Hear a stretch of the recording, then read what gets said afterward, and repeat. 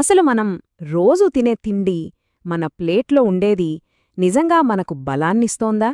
లేకపోతే కేవలం కడుపు నింపుతోందా? రండి, ఈ ప్రశ్నలతోనే ఈరోజు మన అన్వేషణ మొదలుపెడదాం. మనలో చాలామందికి అన్నం లేనిదే పూట గడవదు కదా. అది మన సంప్రదాయంలో భాగం. కాని ఒక్కసారి ఆలోచిద్దాం. ఈ తెల్లటి పాలిష్ పట్టిన బియ్యం నిజంగా మన శరీరానికి కావలసిన బలాన్ని ఇస్తున్నాయా లేక జస్ట్ పొట్ట నింపేస్తున్నాయా? ఇంకో విషయం, మన పెద్దవాళ్లను, ముఖ్యంగా పొలాల్లో కష్టపడి పనిచేసే రైతులను గమనిస్తే వాళ్ళు చలికాలంలో ఎక్కువగా సజ్జల తినేవాళ్లు. ఎందుకు? దాని వెనుకాలేదైనా పెద్ద రహస్యముందా? అసలైన ప్రశ్న ఏంటంటే, సజ్జలు తిన్నప్పుడు మన బాడీ లోపల ఏం జరుగుతుంది? ఆ జరిగే మ్యాజిక్ ఏంటి?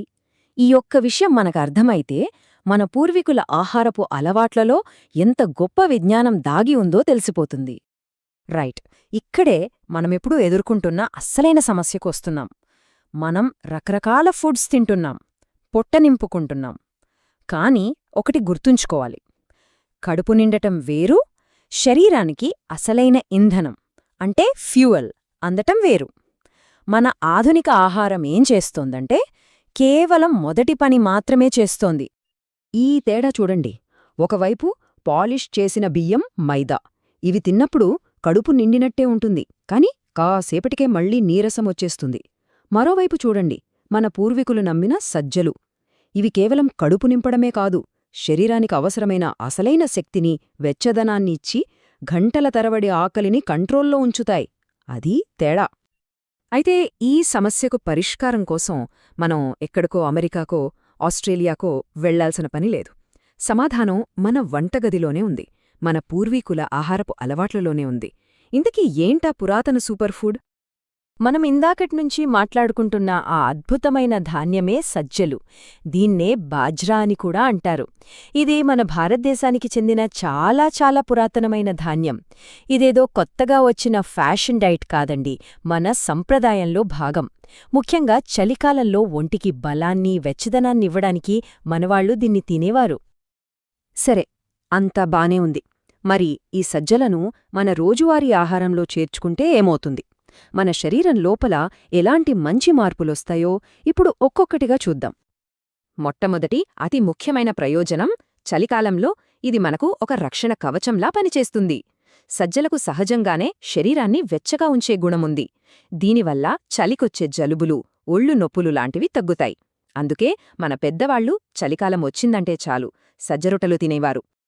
ఇక రెండోది, బరువు కంట్రోల్ చేసుకోవాలనుకునే వాళ్లకు ఇది ఒక వరం. ఎందుకంటే సజ్జలలో ఫైబర్ చాలా ఎక్కువగా ఉంటుంది. ఇది తిన్నామంటే చాలు కడుపు చాలాసేపటి వరకు నిండుగా ఉన్న ఫీలింగ్ ఉంటుంది. దాంతో పదే పదే చిరుతిళ్లు తినాలనే కోరిక తగ్గుతుంది. నేచురల్గా బరువు కంట్రోల్లో ఉంటుంది. మూడోది, బ్లడ్ షుగర్ లెవెల్స్కి సంబంధించింది. ఇది చాలా ముఖ్యం. మనం స్వీట్లు గాని, పాలిష్ చేసిన అన్నం గాని తింటే షుగర్ లెవెల్స్ అమాంతం పెరిగి అంతే స్పీడ్గా పడిపోతాయి. అప్పుడు నీరసం వస్తుంది. కానీ సజ్జలు అలా కాదు. ఇవి శక్తిని నెమ్మదిగా రిలీజ్ చేస్తాయి. దీనివల్ల షుగర్ లెవెల్స్ స్టేబుల్గా ఉంటాయి. డయాబెటీస్ ఉన్నవారికి ఇది చాలా మంచిదని చెప్తారు. కానీ డాక్టర్ సలహా తీసుకోవడం మాత్రం మర్చిపోవద్దు. నాలుగవది, జీర్ణ వ్యవస్థకు చాలా మేలు చేస్తుంది. రెగ్యులర్గా సజ్జలు తినేవాళ్లలో మలబద్ధకం, గ్యాస్, అజీర్తి లాంటి సమస్యలు బాగా తగ్గుతాయి. పొట్ట చాలా తేలికగా, హాయిగా ఉంటుంది. ఇక ఐదోది, అసలైన ఫిజికల్ స్ట్రెంగ్త్. దీన్ని మన పూర్వీకుల పవర్ బార్ అనొచ్చు. సజ్జలు రెగ్యులర్గా తీసుకుంటే నీరసం, అల్లసట అనే మాట ఉండదు. రోజంతా పనిచేయడానికి కావలసిన ఎనర్జీ దొరుకుతుంది. పొలాల్లో గంటల తరబడి ఎండలో కష్టపడే రైతులు, కూలీలు అంత స్టామినాతో ఉండటానికి సీక్రెట్ ఇదే అన్నమాట. కేవలం శరీరానికే కాదు, మెదడుకు కూడా సజ్జలు చాలా మంచివి. వీటిలో ఉండే కొన్ని ముఖ్యమైన మినరల్స్ నరాలకు బలాన్ని ఇచ్చి మనసును ప్రశాంతంగా ఉంచుతాయి. కాన్సంట్రేషన్ కూడా పెరుగుతుంది.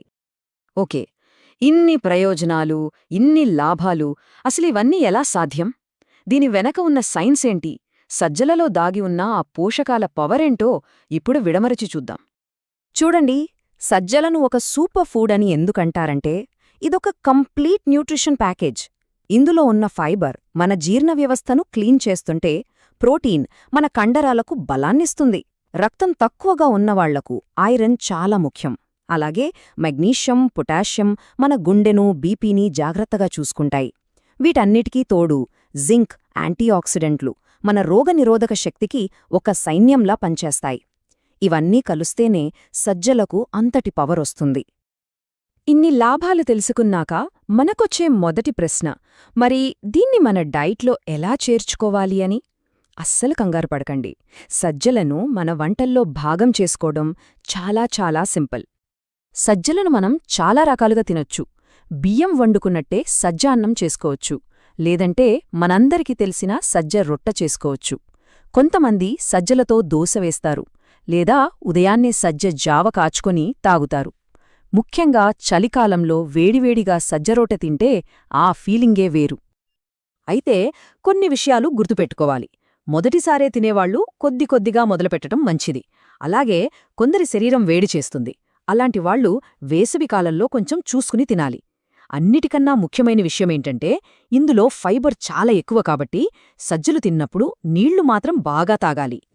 చివరగా ఒక్కటే మాట, మన శరీరానికి ఏది మంచిదో ఏది కాదో మన పూర్వీకులకు మనకన్నా బాగా తెలుసు. ఒక్కసారి ఈ సజ్జలను మన ఆహారంలోకి మళ్లీ తీసుకువద్దాం. ఆ తర్వాత జరిగే మార్పును మన శరీరమే మనకు చూపిస్తుంది. ఆ తేడాను మనమే గమనిస్తాం.